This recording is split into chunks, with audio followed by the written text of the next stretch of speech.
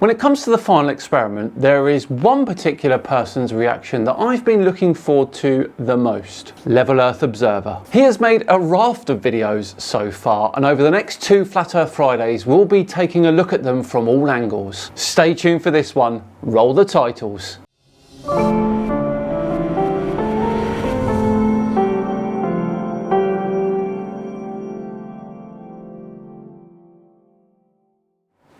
Hello all and welcome along to another episode of Flat Earth Friday with me, Simon Dan. Thank you very much for joining me. Before we get underway with the next episode of Flat Earth Friday and the mission to Antarctica, I was reading earlier about Antarctica and how scientists have managed to extract a 1.2 million year old ice core, the oldest on record. And I was reading that story on Ground News, which was actually founded by a former NASA engineer called Harleen Kaur, who worked on the James Webb Telescope. Ground News combines stories and articles from thousands of outlets, local and national, in one place so readers can see the full picture of what's going on around the world. Now, as you can see here, Ground News shows you if there's any political leanings for each publication. And in this instance, with the story about Antarctica and the ice core, we can see that it's mostly centre driven, with 124 total news stories. For every story, you get a quick visual breakdown for the news outlets covering it, their political bias, how factual the source is, which entity owns the source, and which countries are covering the story. And you can also click on any of the headlines to read the story from its original source. The best thing is you can develop a well-rounded worldview, see every side to every story with access to international perspectives that are hard to find. So then you can make informed decisions, where you can read, watch and share the best information available. Just go to ground.news/Simon to stay fully informed on breaking news, compare coverage and avoid media bias. Sign up for free or subscribe through my link for 40% off unlimited access if you support the mission and find it as useful as I do. Thanks again to Ground News. Right, on with today's video and the incredulous Level Earth Observer. His first video on the final experiment asks if they faked it. Pretty sure I know his views on this one already. Here we go. Did they fake the final experiment? No, they did not. Multiple people, all experiencing the same thing, all with separate testimonies on the trip. Definitely not. Well, some are suggesting they did. I mean, it all started with the chroma key incident, right near the start. Since then, we've had people pointing out the shadows, and that it would suggest more than one light source. Yes, we've debunked that already. People who don't seem to understand perspective. A few channels thought that perhaps the whole thing was filmed in a dome-type studio, using hundreds of screens. An accusation that they literally have no evidence for. They've since pointed out in certain clips that where certain people are standing, there's no compression in the snow. It could easily have been ice. You don't compress ice, buddy. And they're suggesting again, it's because they're all filmed in a studio and they're not actually snow in certain places where the individuals are standing. Pretty sure if you're filming this in a studio, you would sort out fake snow. Probably the top of the list, really, isn't it? So we've had the shadows, the footsteps, the chroma key incident, the suggestion it's filmed in a dome. The one thing that kind of caught my attention was Vapegate, and I thought that was strange. And we're going to have a little look at that. Vapegate? Sounds ominous. Take it away then, buddy. Bearing in mind here, I don't care what the results are in Antarctica, whether there was a 24-hour circling sun or not. Doesn't bother me in the least. Regardless of the results, it won't refute anything I've ever said. And I actually have to agree with him here. It won't. He has never said it's not possible. However, it does debunk the model that most flat earthers know and love. That's why there's no hit piece videos out there of me making silly claims about places I haven't been to. None. Because I all stood by what is. So regardless of what the results are, doesn't refute me, and it doesn't prove a physically impossible globe Earth. You cheeky, demonstrable realist, you. But it would seem like, obviously, it's a big push to sell this globe Earth theory to the naive and the gullible here, off the back of the narrative that's being run. But let's have a look at the clip in question. Well, we've got to look at 2 clips here.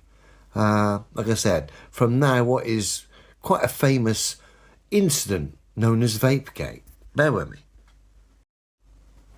Okay, so this clip here, we've got Austin Whitsitt reading comments on his phone. And someone's about to ask him, why can't we see your breath in these cold conditions? I'd imagine it's down to how dry the air is. The average humidity in Antarctica is less than 1%. Remember, it is a desert. Now, the clip's about 3 minutes long. I'm going to play it in its entirety. I will stop it a few times just to highlight a couple of points that are going to be relevant when we cross-reference this with another bit of footage from a different angle, capturing the same scene we're looking at now, okay? It's so bright.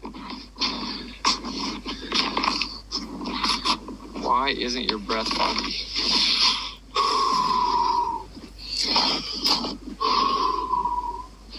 It's not as foggy as it was a second ago. It's a demonstrable fact that cold air carries less moisture than warm air. So this does not surprise me, really. It's kind of foggy right now. But right before I started the stream, I tested it, so I knew you guys were going to say that. And my breath was like super foggy earlier, but it's not really foggy right now. I don't know. Just pick up some snow. Okay. I'm not wearing gloves, so that's a terrible suggestion. I'll be right back and grab some gloves. I'll pick up some snow. So I want you to know, he walks away. He's going to come back to the computer in a minute, turn the computer off and just play some music when he goes to get his gloves. This will be relevant as a cross-reference with the other bit of footage we're going to watch in a minute, okay? Got it. No issues so far. Now our mate's going to go away, get his gloves and come back. When he comes back on screen, the first thing he's going to do is blow, and we're able to see his breath in quite a dramatic fashion compared to what we've seen just now and what we're going to see after, that would suggest that he's had a blow on some sort of vape. And when we look at the footage from a different angle, it would suggest that's exactly what we're seeing. Now, why would Whitsitt need to do that? Who knows? Maybe he was just vaping. Why is the question. I'm just going to forward it because there's about a minute here of just that music. And let's come back to when our friend reappears here. There's a little breath. What's up now? You have to take like deeper breath. So he comes back on screen, overwhelms us there with his breath being visible. It wasn't that much, but okay. And then straight after, there's no visible breath, which would suggest he's done something off screen to make his breath visible, you know, like a vape, for example. We'll keep playing because I want to use this little clip play this clip a little bit longer, just as another cross-referencing factor here. It sucks, it hurts your lungs. Okay. So he's now walking away to pick up some snow.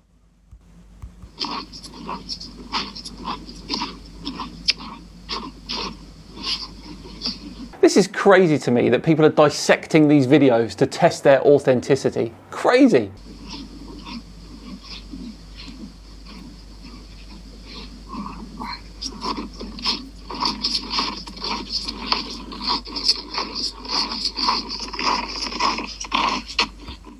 Walks back to the screen and drops the snow. So that's our other reference point, okay?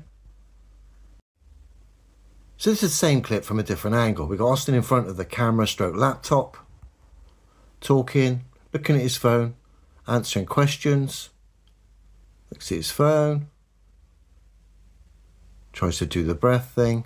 This, I believe, is from Dave McKeegan's 24-hour Sun time-lapse footage. Someone's asking him about the snow, says he's going to go and get his gloves, walks away. Notice he walks away. Comes back to turn the computer off. Or put the music on and the screen black. Goes to get his gloves. Now when he comes out, it looks like he's taken a puff on a vape. To of course give us the effect we saw when the screen came back on, which we were able to see his breath. and you'll see that it comes out. Looks like he's puffing on a vape, puts it in his pocket, turns the computer screen on. How on earth did you get that? The frame rate is ridiculously low. Hang on. Okay, I checked again and I didn't see anything like that. And gives it the big one with his breath. Come back again. In fact, let's play the clip once more. In front of the screen, looking at his phone, asked about his breath. Tries to blow, he can't see his breath. Asked about the snow. We'll go and get his gloves. Comes back, puts the screen black, puts the music on, goes to get his gloves. Comes back out in a second, appears to take a puff on a vape. Like I say, appears, I'm not making that claim, but it's very strange. Comes back out, appears to take a puff on his vape, comes back onto screen, turns the computer on, and of course, we saw him blow out the smoke, or let's just go back to remind ourselves. No need, Elio. Is anyone else seeing this, or is it just him? Look, he may well have been vaping, but so what? He may well have used that to show his breath in the cold, but so what? None of this proves that the whole thing was faked, does it? Now let's hear Level Earth Observer wrap this one up. Remember, folks, I'm not making any claims about this. I've just sat back and watched all of this. I think there's going to be a lot of things chucked out there to mislead. And I'm not making any claims other than demonstrable reality, which proves the globe Earth theory is physically impossible. But like I said, I just found this clip, the stuff we've looked at here, a little bit strange to say the least. And of course the mainstream media now have run away with this, with the participants claiming to have seen a 24-hour sun. The mainstream media now running away with it and using their angle, claiming flat earthers have proved the globe. I don't agree with that narrative either, funnily enough. What they did was disprove a popular flat earth model, whilst also supplying strong evidence that the earth is a globe and revolves around the sun. Which of course I highlighted was always going to be the case, the angle they were going to run, should that be what is the observation that they've cited, should that be true. Again, I don't know if it is true yet. I haven't seen enough evidence to suggest it is. I want to see all the footage released so I can cross-reference and look at it. And I'm sure you will, Level Earth Observer. But for now, we're going to leave you and rejoin your investigation next Friday. So that means we're all done and dusted. Let me know in the comments below what you thought about Vapegate. Thanks so much for watching today. It truly is appreciated. If you enjoyed it, please do consider subscribing to the channel, hitting the thumbs up button too, and sharing the video as well if the feeling takes you. It would be hugely appreciated. Thank you. Just enough time to once again thank Ground News for sponsoring today's video. Remember, go to ground.news/Simon to stay fully informed on breaking news, compare coverage and avoid media bias. Sign up for free or subscribe in the link below for 40% off unlimited access if you support the mission and find it as useful as I do. I've been Simon Dan. Have yourselves a cracking day and I'll see you all tomorrow for another Saturday session. See you then.